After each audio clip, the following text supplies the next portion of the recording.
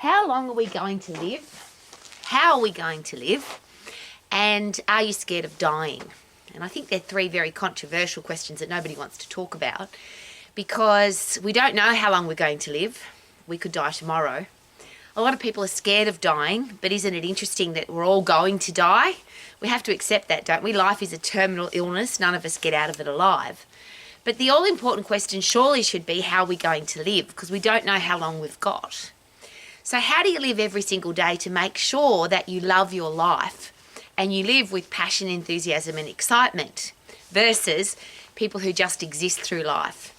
They struggle, they're angry, they live an average life and then they die. And I don't want to live my life like that. How about you?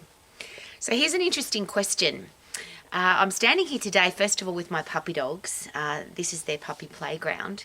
And the thing about dogs that they've taught me the most is that they're not going to be around for very long. Most humans, when they have a dog, their dog dies before they do. So what a great way to learn about death and accept death. But I don't focus on my dogs dying. I focus on every single day with my dog. So at the moment, I've got a couple of very old puppy dogs. And I don't know how long they're going to be here for. So I appreciate them every single day with passion, enthusiasm and excitement. I cherish every minute because I know they're not going to be here for very much longer. I have never had any children, but lots and lots of dogs. And I know that my dog's going to die, and I've had lots of dogs die.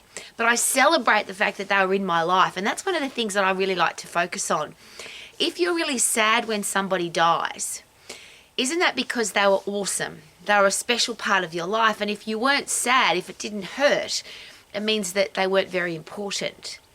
So the second part of this very personal chat is my gorgeous husband has just had a hip replacement, a serious operation where they cut you open and replace the current hip that you've got, which his is totally destroyed because he's a martial artist and he's kicked it to death, literally. And now he's got a new one. But he went through an operation and any operation is a serious risk. So how do you deal with that? And we, of course, re-looked at our will, we looked at our finances, we looked at our insurances, because that's just a reality, that's a part of life. But we didn't focus on you're going into a serious operation, you could die.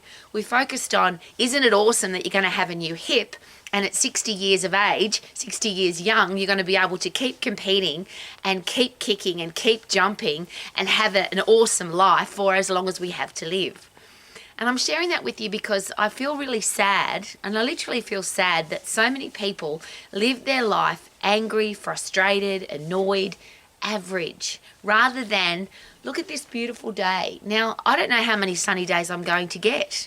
I could die tomorrow. I accept that. And is it possible that if you accept that you're going to die, if you accept that the people in your life might not always be around, if you accept that your puppy dogs won't always be here, that you end up appreciating them much, much more?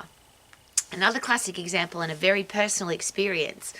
I've had two experiences just recently where I could have died in a car crash. It came so close to me being dead because there was a car incident.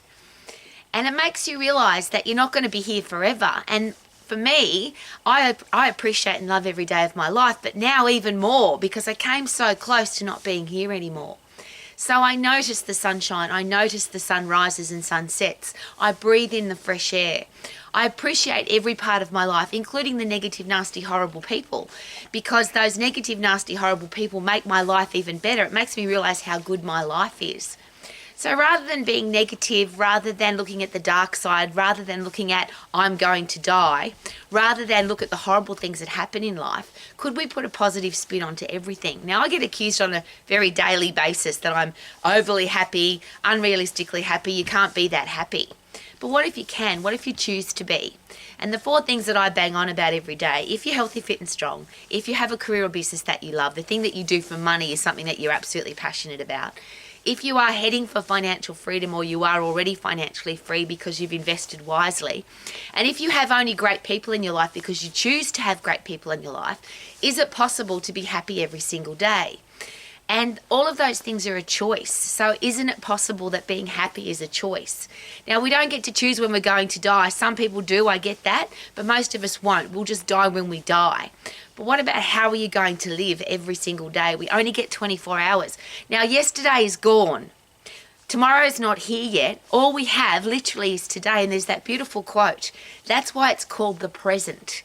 It's a gift. So why not focus on today? How can I make today the best day of my life? And I know that you often hear that and it's a motivational rah-rah thing. What if I die tomorrow? What will I do today? But you don't know that you're not going to die tomorrow. So why not make every single day special? Why drift through life? Why just live an average life when every single minute of every single day is very precious? It's a gift. So if you want to live your life to the max, could it be a great idea to choose to be healthy, fit and strong so you can do all the things that you want to do? Choose to have a career or business that you love, because obviously we live in a world where money is important. You can't live without it. But why would you make money doing something that you don't love? Why have a lousy, stinking, rotten job when you can have a career or business that you love? Why be struggling for money when you don't have to be? If you do what you love and you keep getting better at it and you add massive value to people's lives, then you can be financially free.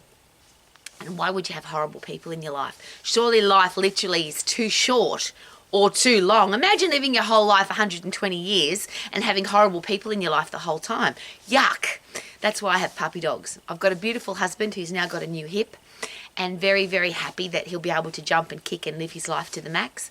I live my life to the max every day, and that's what I wish for you. Live your life to the max. Super duper doo, how are you? Living my life to the max with my puppy dogs. Woohoo!